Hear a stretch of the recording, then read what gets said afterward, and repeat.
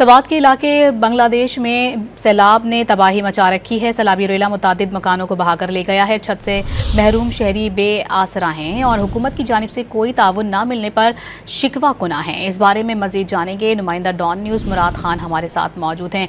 मुराद, हुकूमत की जानिब से इमदाद नहीं पहुंची यहाँ पर, आप क्या सूरत हाल देख रहे हैं? जी बिल्कुल, इस वक्त मैं स्वात के इलाके बांग्लादेश में मौजूद हूँ और यहाँ पर भी सैलाब ने जो है सैकड़ों की तादाद में यहाँ पर मकानात जो है कुछ को अपने साथ बहा के ले गए हैं और कुछ को शदीद नुकसान पहुँचा है आई है। इस वक्त हमारे साथ इस मोहल्ले के एक शख्स मौजूद है, इनसे मजीद बात कर रहे हैं। बताएं क्या मुश्किलात है इस वक्त और क्या कहेंगे? कोई हुकूमत की तरफ से कोई मदद या ताउन हो रहे?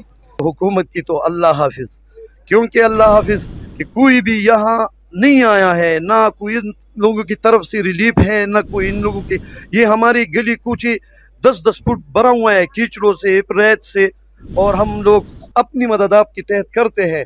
हम हमारे बच्चों, हमारे औरतों, हमारे बुजुर्गों के कपड़े भी नहीं है तन पे। एक एक जोड़े में वो जो गंदे हुए थे अभी तक उसी में है। कोई रिश्तेदारों के यहाँ गई हैं, कोई जिसका रिश्तेदार नहीं है वो कहीं किधर से पना लिया, किधर से पना लिया। ये हुकूमत है।